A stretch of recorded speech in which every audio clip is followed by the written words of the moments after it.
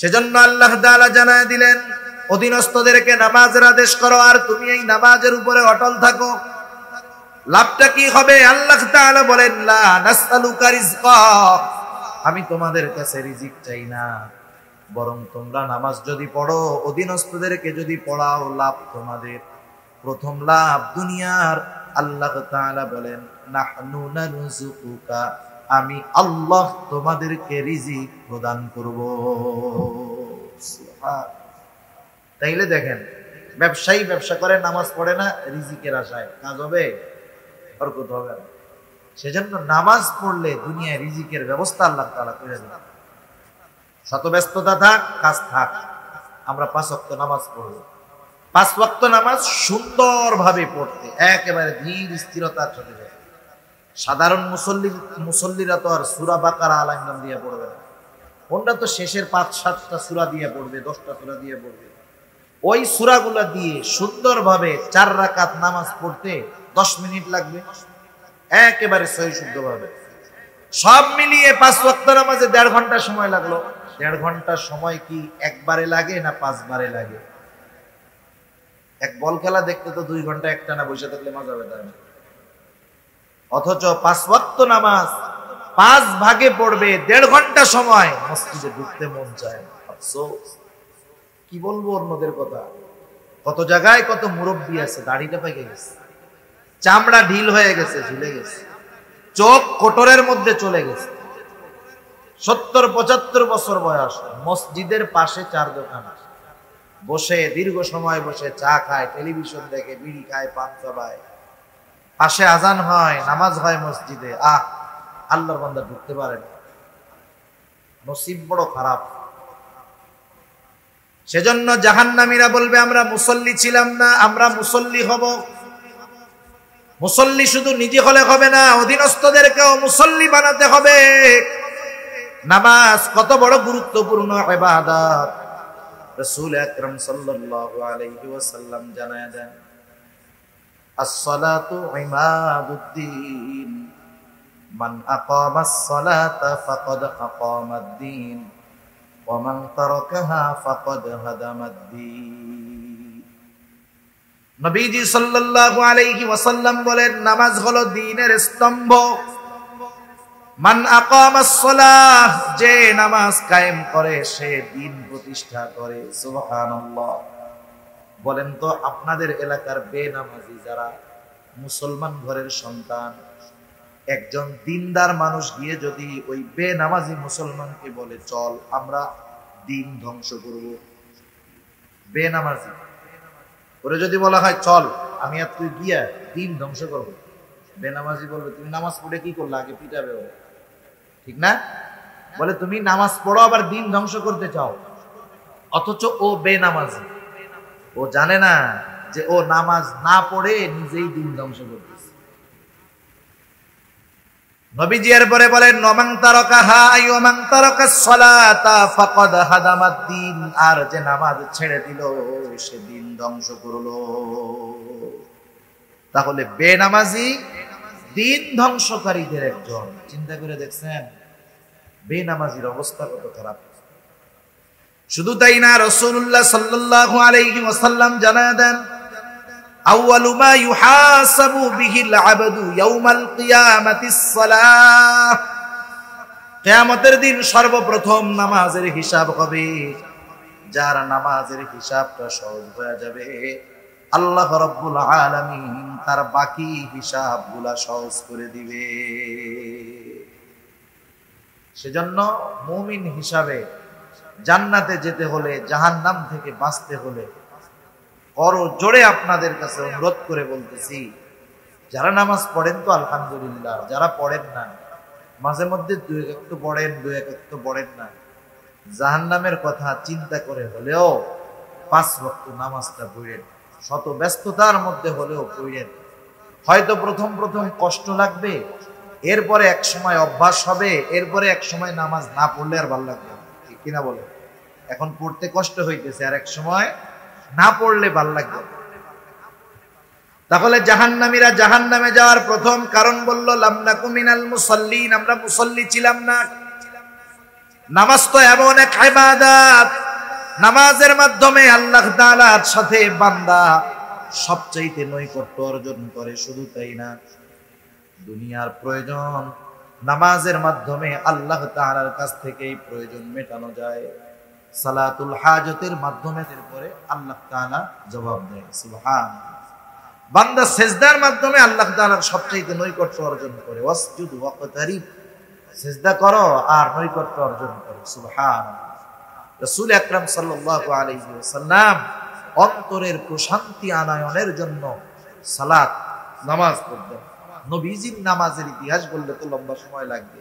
আমরা তো ফরজটাই ঠিক মতো পড়ি, পড়বো তো ইনশাআল্লাহ।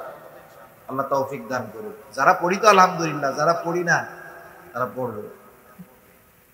2 নাম্বার কারণ হিসাবে জাহান্নামীরা বলবে ওয়ালাম নাকুনু তুইমুল মিসকিন, আমরা মিসকিনদেরকে খানা প্রদান করতাম না, মিসকিনদেরকে খানা দিতাম না। স্বাভাবিকভাবে সাধারণভাবে যে কাউকে খানা খাওয়ানো এটা কিন্তু ফজিলতের কাজ। রাসূল আকরাম সাল্লাল্লাহু আলাইহি ওয়াসাল্লামের কাছে একজন এসে জিজ্ঞাসা করতেছে আইয়ুল ইসলামি খায়র, ইসলামের মধ্যে উত্তম কাজ কোনটা? নবীজি সাল্লাল্লাহু আলাইহি ওয়াসাল্লাম ছিলেন উম্মতের রূহানি ডাক্তার। দেখা যায় তো একই প্রশ্ন একাধিক ব্যক্তি করেছে, কিন্তু এক এক জনের জন্য তিনি এক এক ধরনের উত্তর দিয়েছেন। এই ব্যক্তি প্রশ্ন করলো আইয়ুল ইসলামি খায়র, নবীজি সাল্লাল্লাহু আলাইহি ওয়াসাল্লাম বললেন তুতঈমুত তাআম ওয়া তাকরাউস সালাম আলা মান আরাফতা ওয়া মান লাম তারিফ, তুমি খানা খাওয়াও, মানুষকে খানা খাওয়াও, আর পরিচিত অপরিচিত সবাইকে বেশি বেশি সালাম প্রদান করো। আমাদের কাছে কিছু সময় অতীতকাল, কিছু সময় বর্তমানকাল, আর কিছু ভবিষ্যৎকাল। কিন্তু আল্লাহ তাআলার কাছে সময় 3 ভাগে বিভক্ত নয়।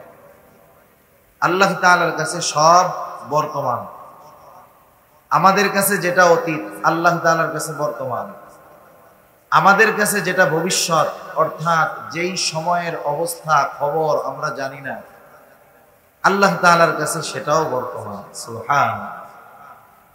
আল্লাহ তাআলার কাছে অতীত বর্তমান আমাদের হিসাবে যত কিছু ঘটেছে, ঘটছে, ঘটবে, সব কিছুর খবর ইলম আল্লাহ তাআলার কাছে আছে। যেহেতু আল্লাহ তাআলার কাছে সময় সব বর্তমান, সেজন্য আমাদের কাছে যেটা এখনো হয় নাই সেটা আল্লাহ তাআলার সামনে উপস্থিত বর্তমান। এজন্য আল্লাহ তাআলা জান্নাতি আর জাহান্নামীদের মধ্যে কথাবার্তা কি হবে আমাদেরকে আল্লাহ তাআলা জানায় দিয়েছেন। কোরআনুল কারীমের মধ্যে আল্লাহ সুবহানাহু ওয়া তাআলা সুন্দরভাবে জানায় দিয়েছেন। জান্নাতীরা জাহান্নামীদেরকে জিজ্ঞাসা করছে তোমরা জাহান্নামে আসার কারণ কি? জান্নাতি কারা হবে আর জাহান্নামী কারা হবে? ডানপন্থী যারা, তথা ডান হাতে আমলনামা প্রাপ্ত হবে যারা, জান্নাতি হবে তারা। বাম হাতে আমলনামা পাবে যারা, জাহান্নামী হবে তারা।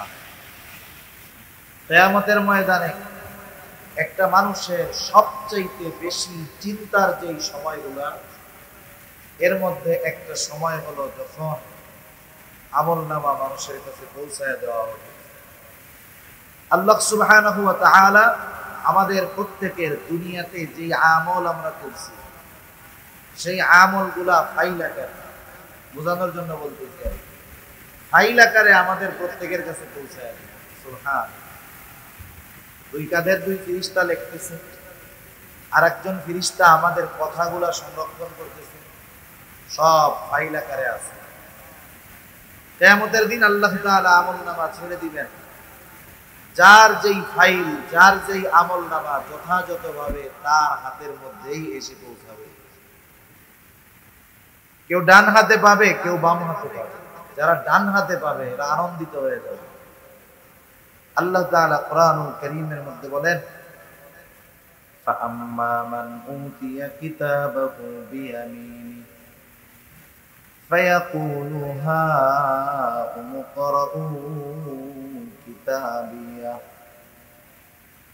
আল্লাহ রাব্বুল আলামিন বলেন فَأَمَّا مَنْ أُوتِيَ كِتَابَهُ بِيَمِينِهِ, ডান হাতে যে কিতাব পেয়ে যাবে, আমলনামা পেয়ে যাবে, ফায়াকুলু হা উমকরাউ কিতাবিয়া, সে আনন্দে মানুষদেরকে বলবে, এই যে আমার আমলনামা পড়ো, আমার আমলনামাটা পড়ো। ছোটবেলায় আমরা যখন স্কুলে পরীক্ষা দিতাম, আমাদের সময় পরীক্ষার প্রশ্ন যেই উত্তরপত্রের মধ্যে লিখতাম, আমাদেরকে ওই উত্তরপত্রটা ফেরত দেওয়া হতো বাসায় নিয়ে দেখানোর জন্য। যার পরীক্ষা ভালো হতো 100-র মধ্যে 80, 90, 95, 95, 100 পাইতো। ও বন্ধুদেরকে দেখাইতো আর বলতো, দেখো আমি কত সুন্দর উত্তর লিখেছি, 100-র মধ্যে 90 পেয়ে গেছি। আর যার পরীক্ষায় ফেল, ওর খাতাটাও কাউকে দেখাইতে চাইতো না, ও খাতাটা লুকায় রাখতো, বাড়িতেও গোপন করতো। বাড়ি থেকে বারবার জিজ্ঞাসা করে, কই অঙ্ক খাতা দিছে নাকি? বলে না, এখনো দেয় না। কারণ কি করছে? ফেল করছে।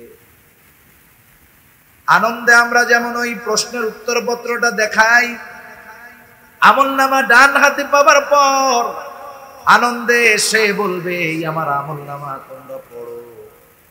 এখন সে আমলনামা ডান হাতে পাওয়ার কারণটা সে বর্ণনা করবে। 100-র মধ্যে 95 কেন সে পেয়েছে? কারণ পরীক্ষা ভালোভাবে দিয়েছে, লেখাপড়া ঠিক মতো করেছে। এইবার সে বলবে, ইন্নী যানানতু আন্নী মুলাকিন হিসাবিয়া, আমি এই ব্যাপারে দৃঢ় ধারণা রাখতাম যে আমাকে হিসাবের সম্মুখীন হওয়া লাগবে।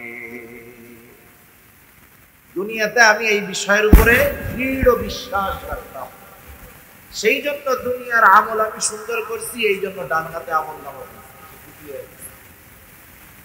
আবার যে বাম হাতে আমলনামা পাবে, বাম হাতে যে আমলনামা পাবে তার অবস্থা কি হবে? আল্লাহ তাআলা বলেন, ওয়া আম্মা মান উতিয়া কিতাবাহু বিশিমালি ফায়াকুলু ইয়া লাইতানি লাম উতা কিতাবিয়া ওয়া লাম আদরি মা হিসাবিয়া।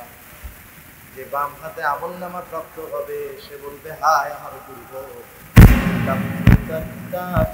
আমি যে এই আমলনামা যদি না পাইতাম কতই না ভালো হতো। সে আফসোস করতে থাকবে, ওয়ালাম আদরি মা হিসাবিয়া, আমি আমার এই হিসাবের ব্যাপারে যদি না জানতাম কতই না ভালো হতো। সেই দিন সে আফসোস করবে, কিন্তু করার কিছু থাকবে না।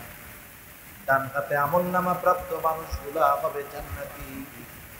বাম হাতে যারা আমলনামা পাবে, দুনিয়ার মধ্যে সে যে কর্ম করেছে সেই কর্ম অনুযায়ী তাকে প্রতিফল দেওয়া হবে।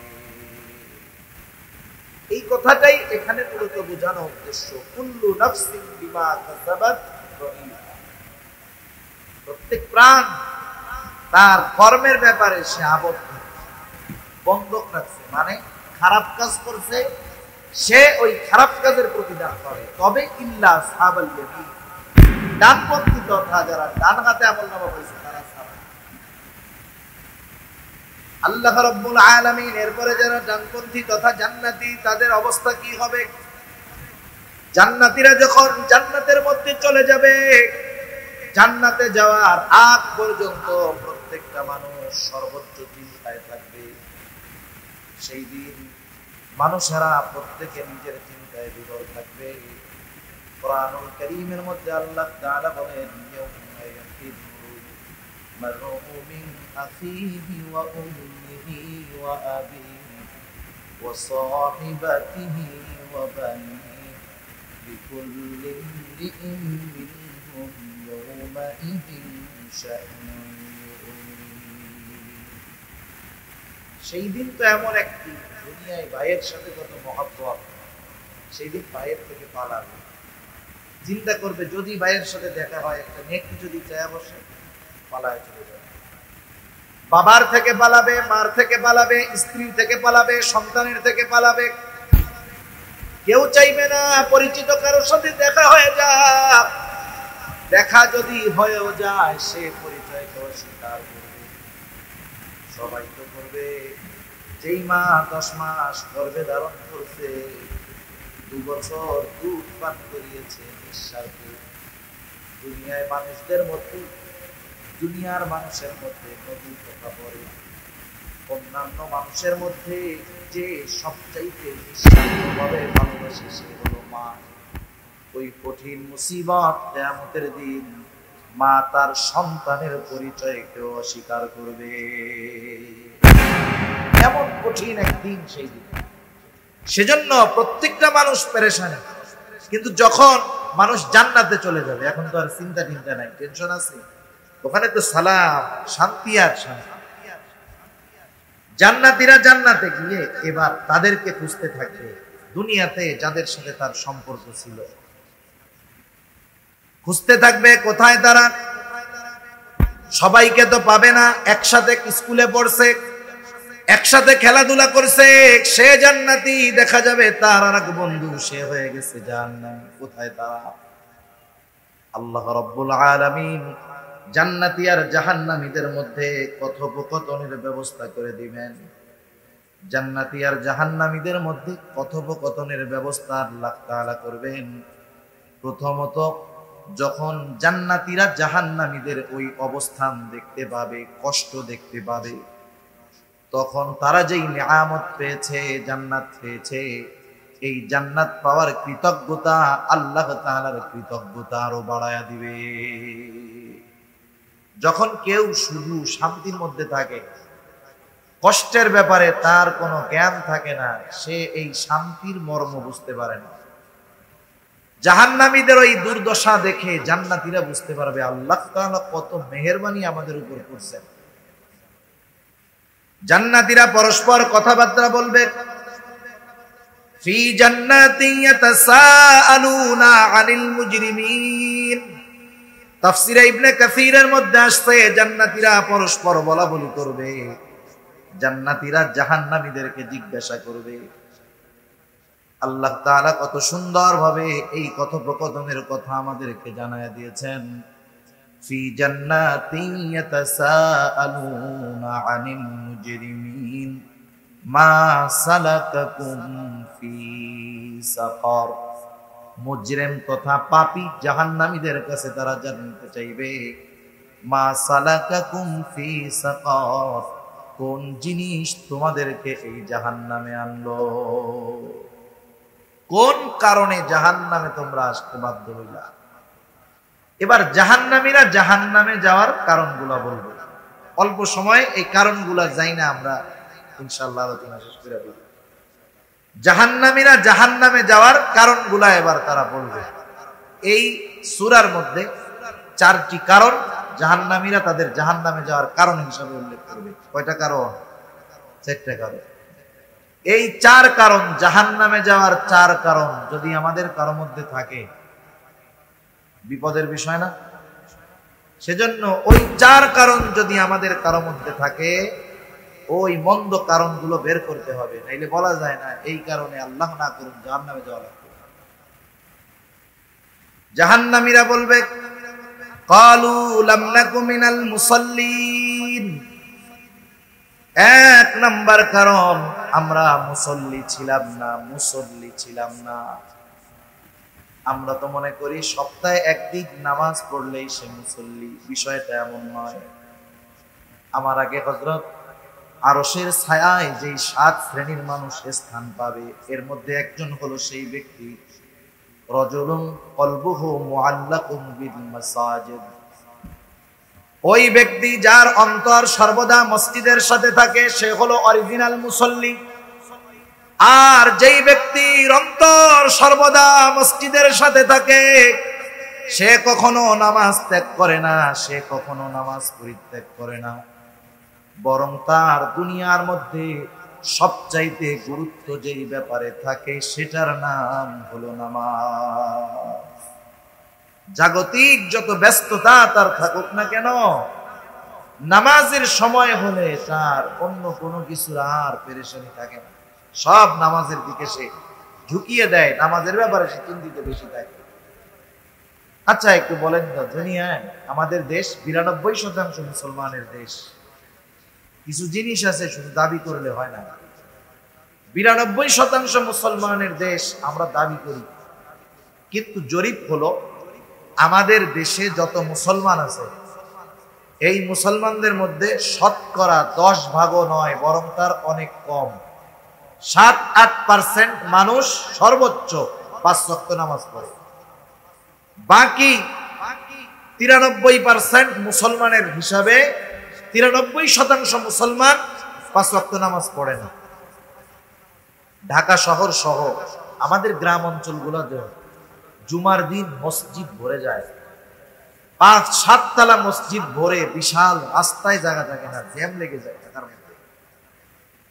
যেই মসজিদে জুমার সময় 7 তলা ভরে, রাস্তা ভরে গেছে সব, ওই মসজিদে আসরের নামাজে নিচের তলায় অর্ধেক ধরে না। অবস্থা কি চিন্তা করে? জুমার নামাজ এত মানুষ পড়ে, এরপরেও জরিপ হলো যে বাংলাদেশে অর্ধেক মুসলমানও জুমার নামাজ পড়ে না।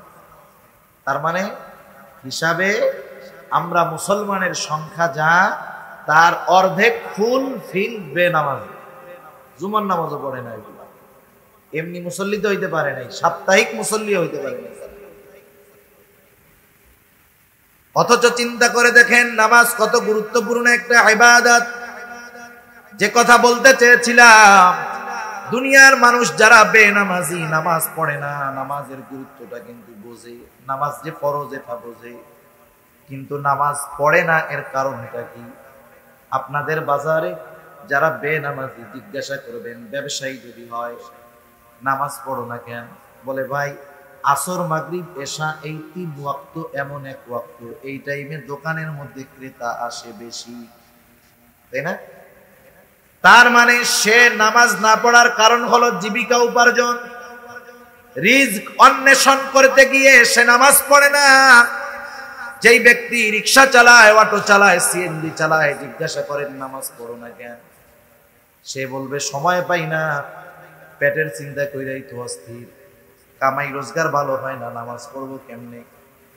আমাদের একটা চিন্তাধারা এমন হয়ে গেছে যে আমরা মনে করি শরীয়তের বিধিবিধানগুলা মান্য করলে শুধু মনে হয় পরকালের কল্যাণ, দুনিয়ার কোনো মনে হয় কল্যাণ নাই। আমাদের ধারণাটা ওইরকম যে আমরা যদি শরীয়তের হুকুম আহকাম মেনে চলি, লাভ পরকালে, দুনিয়ার মনে হয় কোনো লাভ নাই।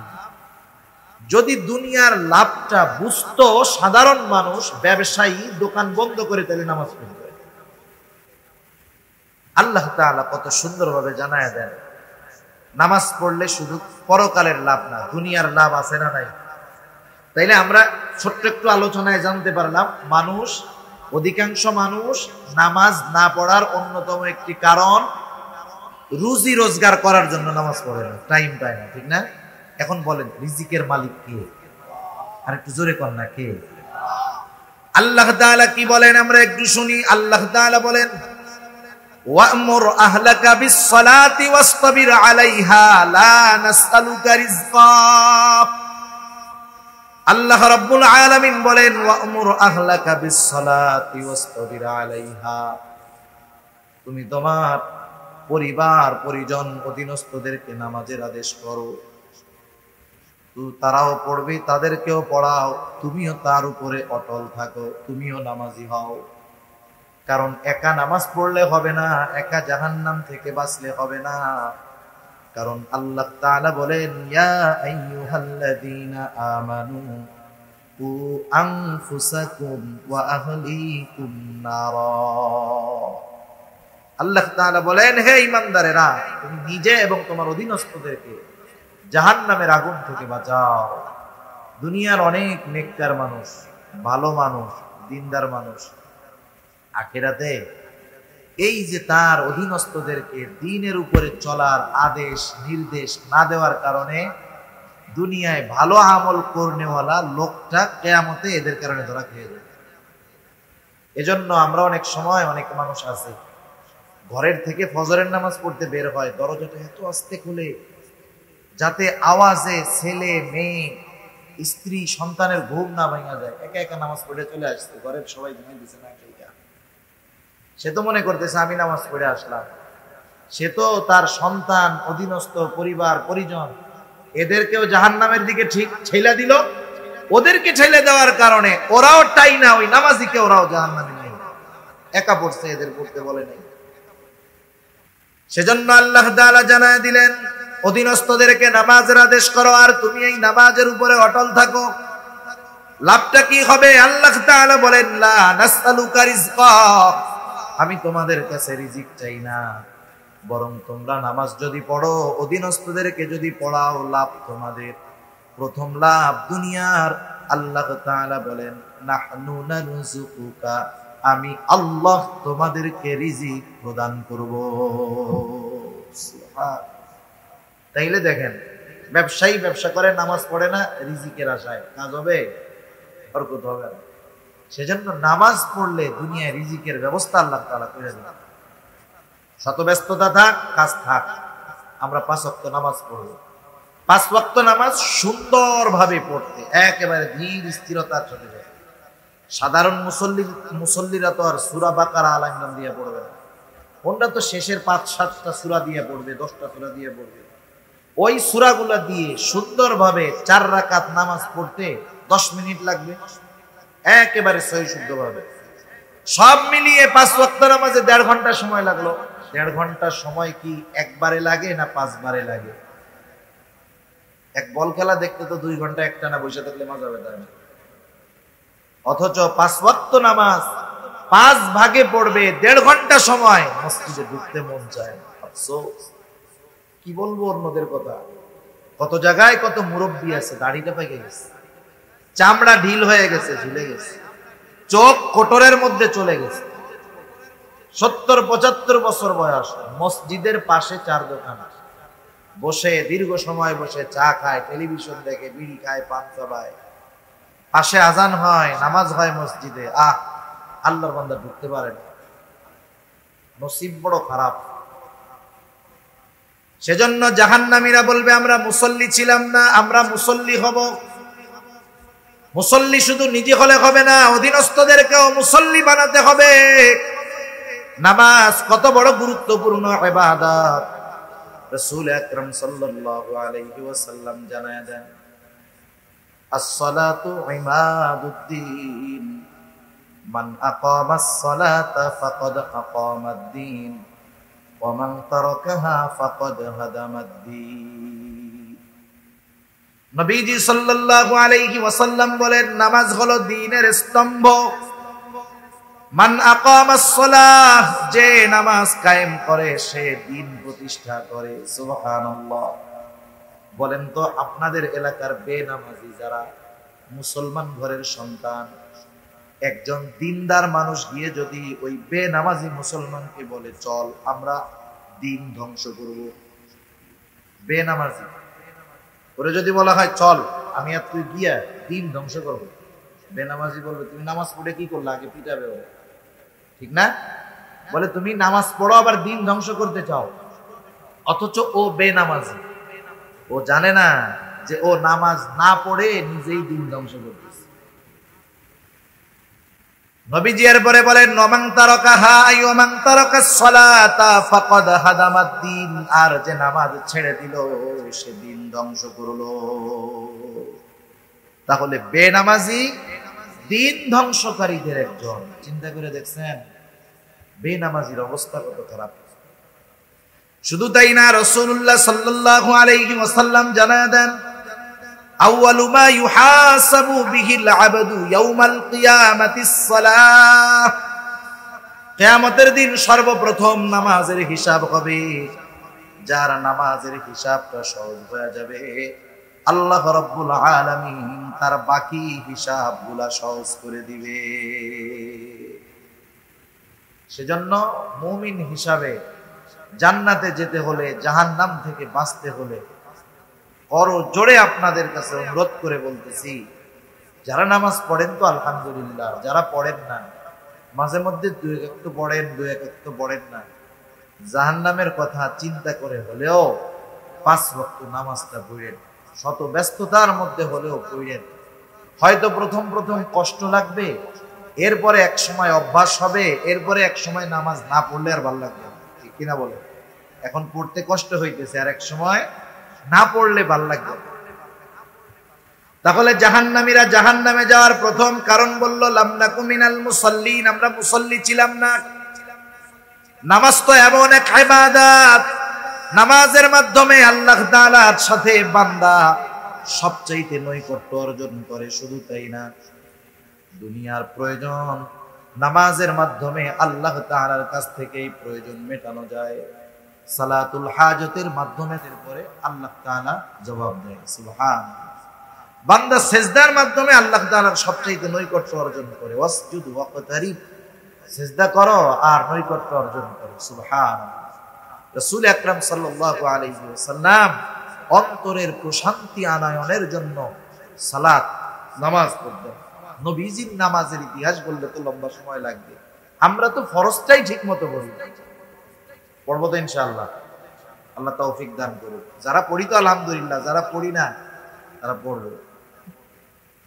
2 নাম্বার কারণ হিসাবে জাহান্নামীরা বলবে ওয়ালাম নাকুনু তুইমুল মিসকিন, আমরা মিসকিনদেরকে খানা প্রদান করতাম না, মিসকিনদেরকে খানা দিতাম না। স্বাভাবিকভাবে সাধারণভাবে যে কাউকে খানা খাওয়ানো এটা কিন্তু ফজিলতের কাজ। রাসূল আকরাম সাল্লাল্লাহু আলাইহি ওয়াসাল্লামের কাছে একজন এসে জিজ্ঞাসা করতেছে আইয়ুল ইসলামি খায়র, ইসলামের মধ্যে উত্তম কাজ কোনটা? নবীজি সাল্লাল্লাহু আলাইহি ওয়াসাল্লাম ছিলেন উম্মতের রূহানি ডাক্তার। দেখা যায় তো একই প্রশ্ন একাধিক ব্যক্তি করেছে, কিন্তু এক এক জনের জন্য তিনি এক এক ধরনের উত্তর দিয়েছেন।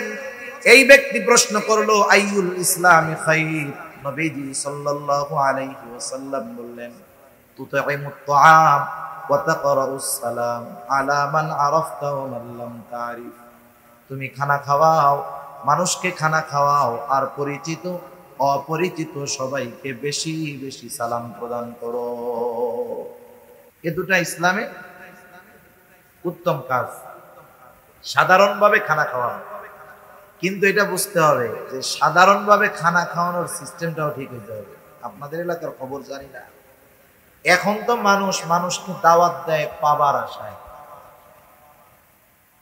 আগের মুরব্বীদের কাছে শুনছি, মুরব্বীদেরকে শেষ সময় দেখছিও না, দেখছি দূর সম্পর্কের আত্মীয়, দূর সম্পর্কের আত্মীয়, রক্তীয় সম্পর্কের না, 5-6 প্যাঁচ দিয়া এরপরে খালাতো ভাই। আপন ভাই তো নাই, 5-7 প্যাঁচের পরে এরপরে কি খালাতো ভাই।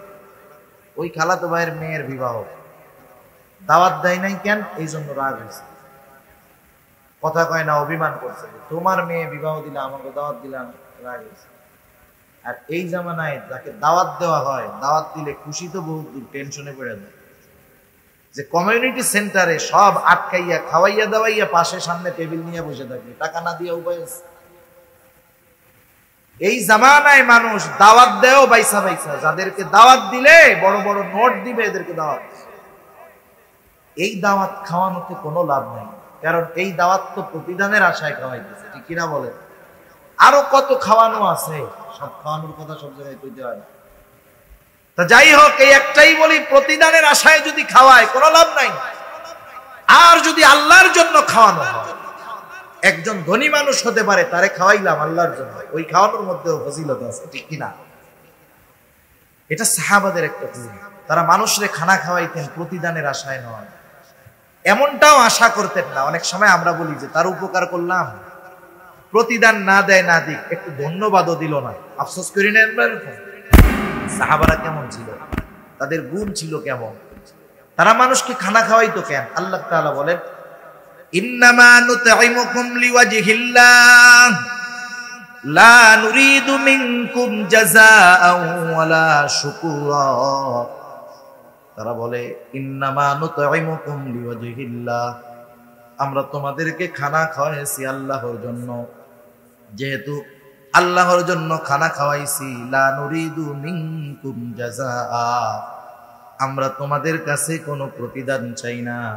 প্রতিদান তো বহুদূর, ওয়ালা শুকুরা, কৃতজ্ঞতা প্রকাশ করো তথা ধন্যবাদ দাও, এটাও চাই না। আমরা কি করি? দাওয়াত দিয়া কমিউনিটি সেন্টারের মধ্যে ঢুকাইয়া বাইরে হওয়ার দরজা একটা, লজ্জায় হইলেও টাকা দেওয়াই লাগবে। এই ধরনের দাওয়াত আত্মার সম্পর্ক বাড়ায় না, বরং এ ধরনের দাওয়াত ইউরোপ আমেরিকানদের সিস্টেম, তাদের কালচার। তারা পেইং গেস্ট রাখে, পেইং গেস্ট। বাসায় মেহমান থাকে ঠিক, কিন্তু টাকা দিয়ে খাওয়ান লাগে। এটা মুসলমানের কালচার না। এজন্য আমরা সাধারণভাবে মানুষকে খানা খাওয়াবো, এটা তো ভালো কাজ। এখন এই খাবারটা যদি মিসকিন অসহায়রে খাওয়ানো হয়, তেলও মাথায় তেল দিলে ওতে কোনো দাম পাওয়া যায় না।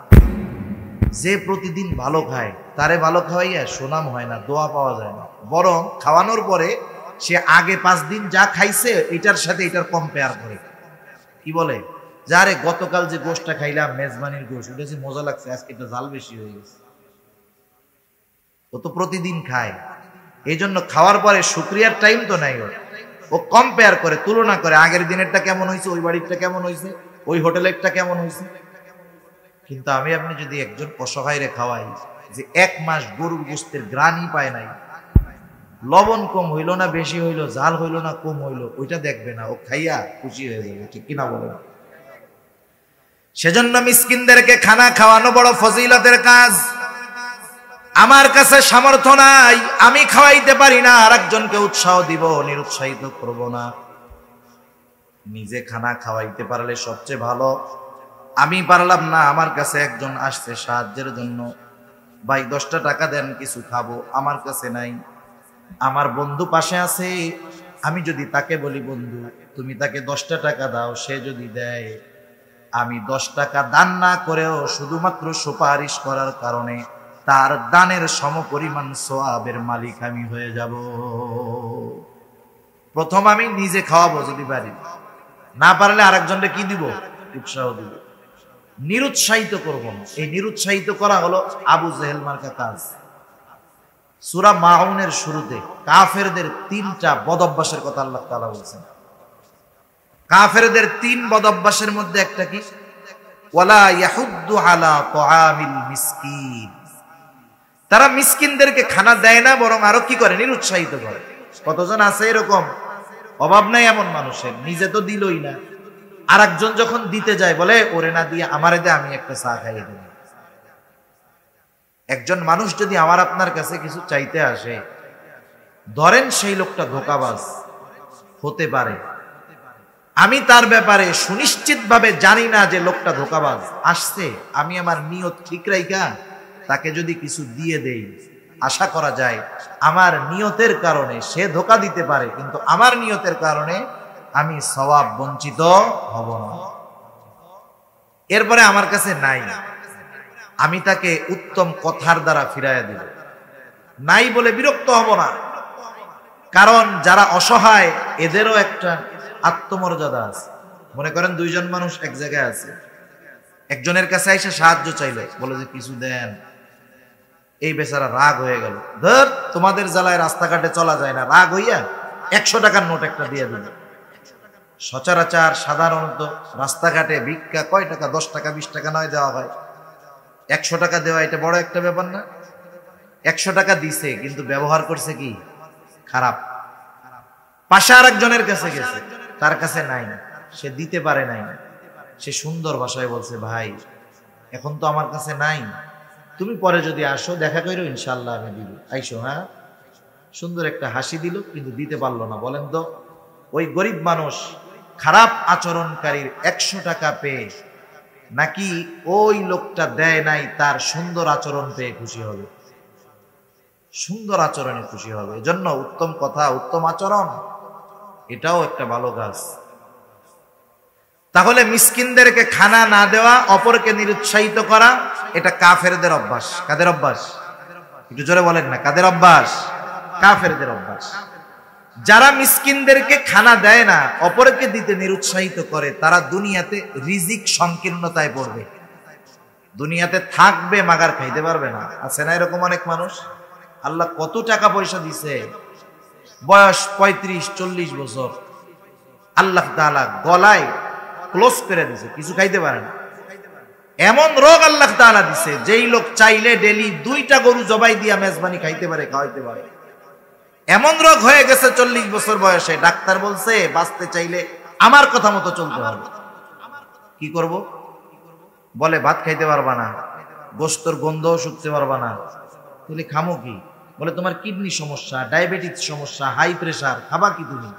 তোমার জন্য খাবার হইল আতপ চাউলের জাউ। জাউ চিনেন? জাউ চিনেন? জাউ নরম করে রান্না করে যে পোলা পান্ডে খাওয়ায়। এখন তুমি খাইবা আতপ চাউলের জাউ, কিন্তু হাই প্রেসার আছে, লবণ ছাড়া খাইতে হবে। একটু বলেন তো, আতপ চাউলের জাউ যদি লবণ ছাড়া দেওয়া হয় কেউ খাবে? আল্লাহ চাইলে থাকবে সম্পদ, খাওয়াবে ওইটা। সূরাতুল ফাজর, আল্লাহ রাব্বুল আলামিন এই সূরার মধ্যে রিজিক সংকীর্ণতার 4টি কারণ বর্ণনা করেছেন।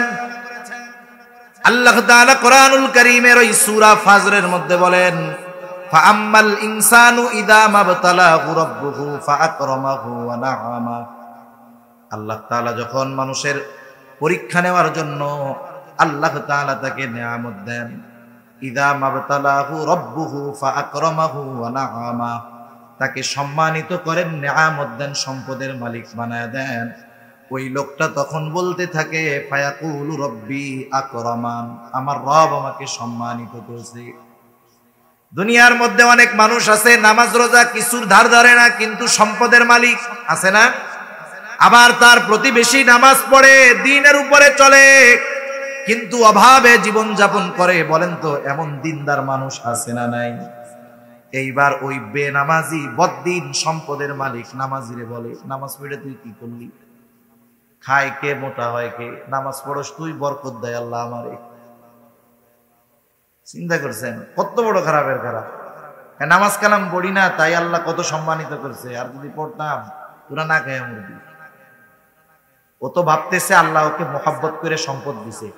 কারুনের সম্পদ আল্লাহ কম দিছিল? একটু জোরে বলেন না, কম দিছিল? কারুনটা আল্লাহ খুব ভালোবাসে না? ভালোবাসে কারুন। হ্যাঁ, তাইলে সম্পদ পদ পদবি পাইলেই এটা বলা যাবে না যে আল্লাহ ভালোবাসে।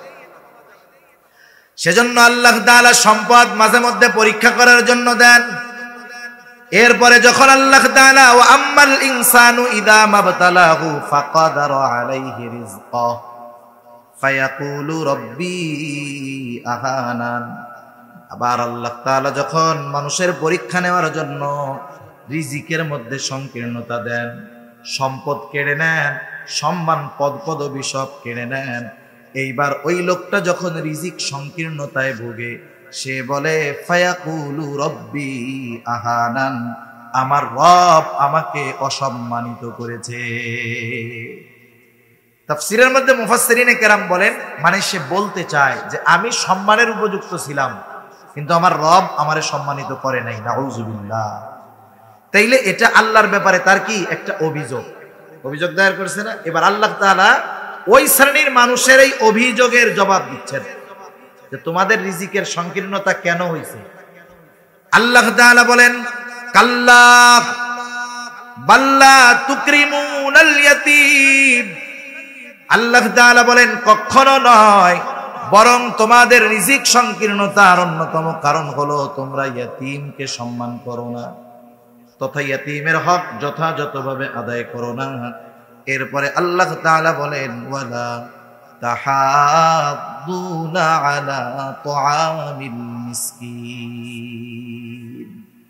তোমরা মিসকিনদেরকে খানা দাও না, অপরকে নিরুৎসাহিত করো, নিজেও দাও না। এই কারণে তোমাদের রিজিক সংকীর্ণতা আসছে। তাইলে বিষয়টা আমাদের মাথায় রাখতে হবে, মিসকিনকে খানা না দেওয়া কাফেরদের স্বভাব, মিসকিন অসহায়দের খাবার না দেওয়া কাদের স্বভাব? কাফেরদের স্বভাব। মিসকিনদেরকে যারা খানা দেয় না, অপরকে উৎসাহিত করে না, নিরুৎসাহিত করে, এরা রিজিক সংকীর্ণতায় ভুগবে, রিজিক সংকীর্ণতায় ভুগবে। সুতরাং কেউ যদি চায় যে তার রিজিক প্রশস্ত হোক, রিজিক প্রশস্ত হোক, তাহলে সে মিসকিনদেরকে খানা খাওয়াবে। আমরা খানা খাওয়াবো ইনশাআল্লাহ।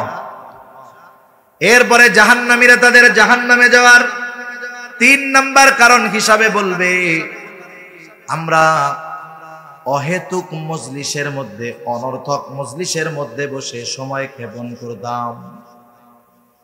ওয়া কুন্না নাখুদু মাল খাইদিন। এই যে অনর্থক মজলিসগুলা প্রত্যেক বাজারে চায়ের দোকানে আছে না না? চার দোকানের মজলিস, ওই জায়গায় উকিল, ব্যারিস্টার, ইঞ্জিনিয়ার, ডাক্তার সব পাওয়া যায়, রাজনীতিবিদ, কূটনীতিবিদ, সমাজনীতিবিদ সবাই ওই জায়গায় থাকে। চার দোকানে একসাথে সবগুলো পাওয়া যায়। দুনিয়ার যত গীবতের মজলিস, মিথ্যা কথার মজলিস, এই চার দোকানগুলো। আবার চায়ের দোকানে যদি টেলিভিশন না থাকে, ও দোকানের ব্যবসা শেষ। চিন্তা করে দেখেন, এই যে মজলিসগুলোর মধ্যে আমরা বসি, এই মজলিসগুলা জীবনের দুনিয়ার উপকার আছে এই মজলিসে, আখেরাতের উপকার আছে। বরং অনর্থক মজলিসে সময় ব্যয় করে আমার আমলনামা গুনাহ দ্বারা আমরা আরো ভারী করে দিচ্ছি। হাকিমুল উম্মাত আশরাফ আলী থানভী রাহমাতুল্লাহি আলাইহি এজন্য বলতেন যে তোমরা অনর্থক মজলিসে তো বসবাই না, বরং অনুপস্থিত কোন ব্যক্তির প্রশংসাও তোমরা তোমাদের মজলিসের মধ্যে করবা না। কারণ আপনার মসজিদের ইমাম সাহেব সব মুসল্লির কাছে ভালো না। উনি যদি যুগশ্রেষ্ঠ আল্লাহর ওলিও হয়, মসজিদের ইমাম সাহেব যদি যুগশ্রেষ্ঠ আল্লাহর ওলি হয়, ওই এলাকার সবার কাছে উনি ভালো হবে না। মুসল্লি 5 জন ইমাম সাহেবের অনুপস্থিতিতে ইমাম সাহেবের ব্যাপারে বলতেছে। একজন বলে আলহামদুলিল্লাহ, আমাদের ইমাম সাহেব খুব মুত্তাকি মানুষ। আরেকজন বলে আলহামদুলিল্লাহ, তিলাওয়াতটাও ভালো, বয়ানটাও ভালো করে। এখন আরেকজন আছে, তার ইমামকে ভালো লাগে না। আমার যারে ভাল লাগে না, তার প্রশংসা শুনলে আমার মধ্যে তো অবস্থা খারাপ হয়ে গেছে। ও আর সহ্য করতে পারতেছে না, বলে এত কথা বইল না, এত ভালো ভালো না, কত কিছুই আছে তোমরা জানো না, আমি জানি, এই জানি। এখন বলেন, শুরু হয়েছিল প্রশংসা দিয়ে, আস্তে আস্তে যাচ্ছে গীবতের দিকে, আস্তে আস্তে এটা অপবাদের দিক যাবে। সেজন্য অনর্থক মজলিসগুলা ত্যাগ করার দরকার, দ্বীনি মজলিসে সময় দেওয়ার দরকার। আপনার হাতে অফুরন্ত সময় আছে, কোরআন শরীফ পড়েন। কোরআন শরীফ পড়তে পারি না, আশেপাশে মাদ্রাসা আছে, হেফজখানায় যাইয়া পাশে বসে বসে তিলাওয়াত শুনেন। আলেম ওলামার এলাকা ভরপুর চট্টগ্রাম, ওলামা ইকরামের সাথে বসে কিছু সময় দেন, ইমাম সাহেবের কাছে বসে একটু সময় দেন, মসজিদে একটু বেশি সময় বসে থাকেন, কিছু পড়ার দরকার নাই, এমনিই বসে থাকেন। সেজন্য সময় এটা দামি এক নেয়ামত। এই সময়গুলা যদি অহেতুক অনর্থক মজলিসে আমরা ব্যয় করি, এগুলা আমাদের পাপের কারণ হবে, জাহান্নামে যাওয়ার কারণ হয়ে দাঁড়াবে। তাহলে জাহান্নামীরা জাহান্নামে যাওয়ার 4টি কারণ বর্ণনা করেছে। 1 নাম্বার কারণ, লাম নাকু মিনাল মুসাল্লিন। তারা বলবে আমরা মুসল্লি ছিলাম না, আর আমরা মুসল্লি হব। ওয়ালাম নাকু নুতাইমুল মিসকিন, আমরা মিসকিনদেরকে খানা দিতাম না, আমরা মিসকিনদেরকে খানা দিব। ওয়া কুন্না নাখুদু মাল খাইদিন, আমরা অনর্থক মজলিসের মধ্যে সময় ব্যয় করতাম, আমরা অনর্থক মজলিস থেকে বেঁচে থাকব। 4 নম্বর কারণ হিসাবে তারা বলছে ওয়া কুন্না নুকাযযিবু বিয়াউমিদ্দিন। কারো মধ্যে যদি আগের 3টা দোষ থাকে, ঈমান যদি ঠিক থাকে, এই 3 দোষ থাকে, নামাজ পড়ে নাই, মিসকিনদের খানা দেয় নাই, অনর্থক মজলিসে বসছে, কিন্তু একটু হইলেও ঈমান নিয়ে মরতে পারছে, সে তো অপরাধের শাস্তি ভোগ করার পর একটা সময় ঈমানের কারণে জান্নাতে যাবে। কিন্তু 4র্থ ত্রুটি যদি কারো মধ্যে থেকে যায়, সে আর কাজ হবে না, অনন্তকাল জাহান্নামে থাকতে হবে। কারণ কিয়ামতের প্রতি বিশ্বাস রাখা ঈমানের 6 স্তম্ভর একটি। ঈমানের ভিত্তি 6টি, এর একটি হলো পরকালের উপরে বিশ্বাস রাখা। আমরা ছোটবেলা মক্তবের মধ্যে পড়ছি, আমাদেরকে 7টা পড়ানো হইতো আর কি। আমানতু বিল্লাহি ওয়া মালাইকাতিহি ওয়া কুতুবিহি ওয়া রুসুলিহি ওয়াল ইয়াউমিল আখিরি ওয়াল কদরি খাইরিহি ওয়া শাররিহি মিনাল্লাহি তাআলা। শেষে একটু বাড়ায়া পড়াইতো ওয়াল বা'সি বাদাল মাউত, মৃত্যুর পরে পুনরায় পুনরুজ্জীবিত হওয়ার পর, ওয়াল ইয়াউমিল আখিরি আর ওয়াল বা'সি বাদাল মাউত। মূলত 2টা হলো 2 এর মধ্যে 1, 1 এর মধ্যে 2, এই 2টা একই জিনিস। মৃত্যুর পর থেকে নিয়ে বাকি সময়টা হলো পরকাল। এগুলার উপরে বিশ্বাস রাখা। সেই জন্য ঈমানের 6 স্তম্ভের একটি হলো ওয়াল ইয়াউমিল আখিরি, কিয়ামতের উপরে বিশ্বাস রাখা। একটা মানুষ যদি পরকালকে অস্বীকার করে, পরকালকে অবিশ্বাস করে, নিঃসন্দেহে সে বেঈমান। আচ্ছা, জাহান্নামে যাওয়ার কারণ, কিয়ামতকে অস্বীকার করতাম, পরকালকে মিথ্যা মনে করতাম, মিথ্যা প্রতিপন্ন করতাম, এই কথাটা কেন বলা হইল? এই কারণটা কেন সামনে আনা হইল? উলামায়ে কেরাম বলেন, কিয়ামতের প্রতি বিশ্বাস হলো এমন এক বিশ্বাস, পরকালের প্রতি যার যত বেশি বিশ্বাস, দুনিয়ার আমল তার তত সুন্দর। সুবহানাল্লাহ। লিংক কোন জায়গায় দেখছেন? ওই যে শুরুতে বলছিলাম, ডাইন হাতে যে আমল নামা পাইছি, খুশির ঠেলায় বলতেছে আমারটা পড়া দেখো। কেন আমি পাইছি জানো? আমল নামা ডাইন হাতে পাওয়ার কারণ কি জানো? আমি দুনিয়ার মধ্যে এই দৃঢ় বিশ্বাস রাখতাম যে আমাকে হিসাবের কাঠগড়ায় দাঁড়াতে হবে, এই কারণে আমি ডাইন হাতে আমল নামা পাইছি। আমল নামা কি দুনিয়ায় দিবে না পরকালে দিবে? হিসাব দুনিয়ায় হবে না পরকালে হবে? সেজন্য আখিরাতের জবাবদিহিতার ভয় মানুষকে বাস্তব মানুষে পরিণত করে। আল্লাহর সামনে জবাবদিহিতার ভয় মানুষের আমলকে সুন্দর করে। দুনিয়ার সিস্টেমটা দেখেন না, দুনিয়াতে যদি যেই এলাকায় যেই দেশে জবাবদিহিতা নাই, অপরাধের যথোপযুক্ত শাস্তি নাই, সম্ভবত অ্যারিস্টটল উনি বলেছেন, যেই সমাজে, যেই রাষ্ট্রে, যেই দেশে অপরাধীর যথাযথ শাস্তি হয় না, ওই সমাজে আইন করে অপরাধ নির্মূল করা যায় না। অপরাধ নির্মূলের জন্য অপরাধীর যথোপযুক্ত শাস্তি হতে হবে। কিন্তু বর্তমান দুনিয়ার দিকে তাকান, শুধু বাংলাদেশ না, তামাম দুনিয়ার দিকে তাকান, 7 খুন করে সে রাজার হালে থাকে, কিন্তু মাসি একটা মাইরা সে এখন ফাঁসির অপেক্ষায় বসে রয়েছে জেলখানায়। দুনিয়ার অবস্থাটা এরকম। তাইলে বলেন, এ জায়গায় কি ইনসাফ আছে? ন্যায় বিচার আছে? জবাবদিহিতা আছে? দেশের টাকা সব আর এক জায়গায় চলে যাচ্ছে, দুর্নীতির উপরে দুর্নীতি হচ্ছে, কোনো জবাবদিহিতা নাই, যার কারণে দিন যাচ্ছে, আইন কঠোর হচ্ছে, কিন্তু অপরাধ যাইতেছে না। এটা দুনিয়ারও নিজাম। সেজন্য আখিরাতের জবাবদিহিতার চিন্তা, ভয়, ভীতি যখন আমাদের মধ্যে যথাযথভাবে ঢুকে যাবে, যে আমার জীবনের প্রত্যেকটা মুহূর্তের হিসাব আল্লাহর সামনে দিতে হবে, প্রত্যেকটা মুহূর্ত, সেকেন্ড না, মুহূর্তের হিসাব আমাকে আল্লাহর সামনে দিতে হবে, এই চিন্তা সর্বক্ষণ যার মধ্যে থাকবে, তার চরিত্র মানুষের সামনে যেমন হবে, মানুষের অন্তরালে একাকী তার চরিত্র সমান হয়ে যাবে। কারণ ওর চিন্তা থাকবে, মানুষের সামনে অপরাধ করলেও আল্লাহর সামনে আমাকে হিসাব দিতে হবে। একেবারে একাকী ঘরের মধ্যে অন্ধকারেও যদি আমি অপরাধ করি, এর হিসাব জবাবদিহিতা আমাকে আল্লাহর কাছে দিতে হবে। সেজন্য আখিরাতের চিন্তা মানুষের আমলকে সুন্দর বানায়। আখিরাতের প্রতি বিশ্বাস যার যত বেশি, দুনিয়ায় তার আমলটা তত সুন্দর হয়, তার আমলটা তত ভালো হয়, দুনিয়ার জীবনটা তার তত গোছালো হয়। এখন ওরা বলতেছে এইভাবে তো চলতেছে জীবন, দুনিয়ার জিন্দেগি তো এভাবে চলতেছে, হায়াত তো এক সময় শেষ হবে, তাই না? মালাকুল মউতের আগমনের মাধ্যমে হায়াত শেষ হবে। এবার তারা বলতেছে হাত্তা আতানাল ইয়াকিন, এভাবে চলতেছে, একটা সময় দৃঢ় সত্য আমাদের কাছে চলে আসলো।